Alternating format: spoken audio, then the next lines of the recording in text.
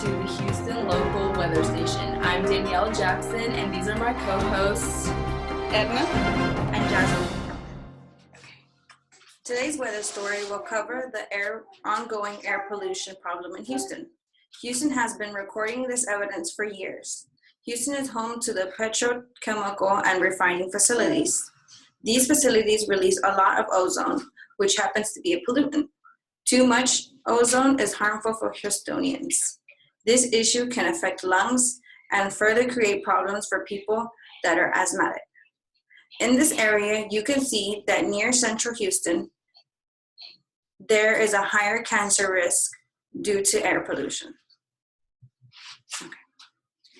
I would like to go ahead and have a short question-answer session. So I'll start with the first question, and that would be, what is the definition of air pollution? Air pollution is the presence in or introduction into the air of a substance which has harmful or poisonous effects. Now the next question, where does air pollution come from? Air pollution usually comes from gases and particles, usually coming from factories, motor vehicles, and wood burning, usually domestic.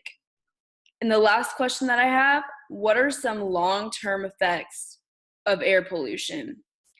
The destruction of the ozone layers that the earth has and acid rain, and both are pretty bad. It is also affecting the environment. Vegetation and the ecosystem are highly affected by air pollutants. Acidic air pollutants combined with water droplets and clouds makes the water acidic. When acid rain falls, it damages the environment by killing trees and harming animals. As citizens, we should acknowledge this issue and do something about this, because if the animals are dying, we will lack necessary nutrients. This has been an ongoing issue revolving around the weather in Houston, Texas. Houston air has been suffering from toxins. In fact, the Air Alliance of Houston takes students on toxic tours. These students travel to a variety of places such as large oil refineries, the San Jacinto Monument, San Jacinto River waste pits, Galena Park, and a few others. Educating students on the current issue will possibly give them the foundation to take a stance to further spread the word.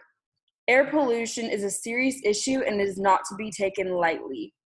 According to NASA, Houston was the city with the most polluted air in 1999. The air quality got progressively worse, and now it is up to Houstonians as a whole to reduce this long-term issue. That is good information to know, and it is very important to keep students involved and promoting awareness so that we can keep Houston clean. All this talk about keeping the environment clean raises a concern about the ecological factors such as abiotic and biotic factors in the ecosystem. Ecological factors consist of the environment as a whole. These air pollutants are directly affecting everything in the environment. Crops that we eat are exposed to pollutants and toxins, resulting in many crops dying before they even reach the market. Animals are also affected by the increased amount of plant destruction. There have been many concerns about animals becoming infected, and these animals are becoming affected by these plants being polluted.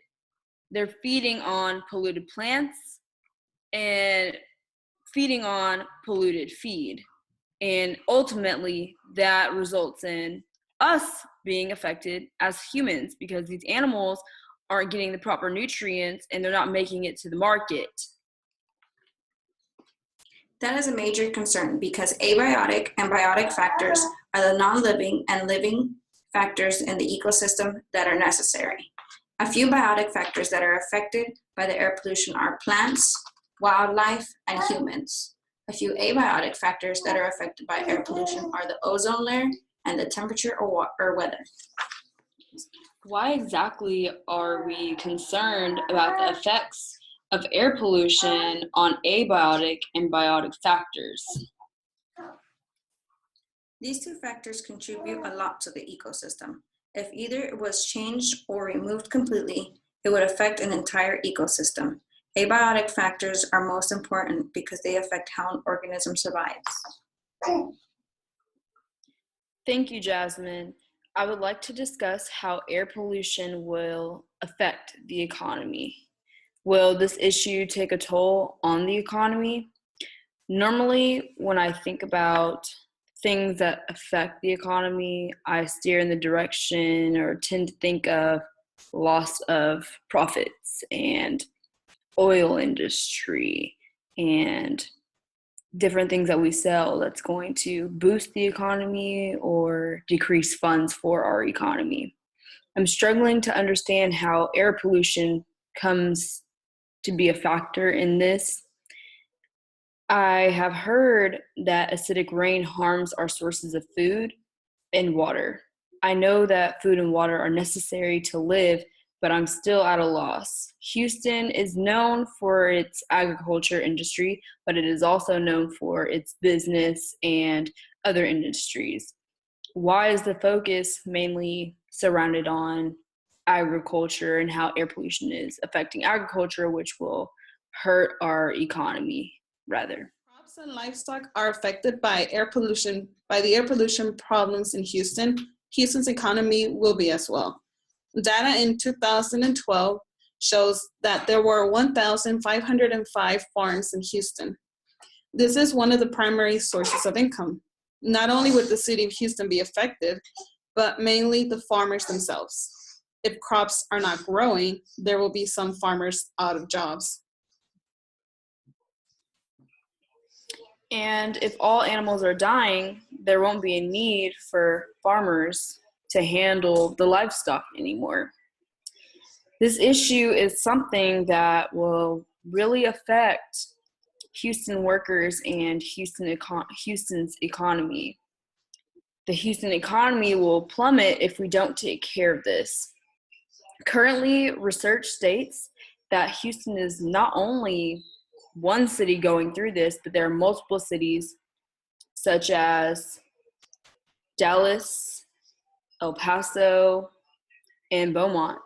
They are all affected by this, and mainly it's the factories near the coastlines or near waters that are primarily affected, and the amount of cars on the road releasing gases.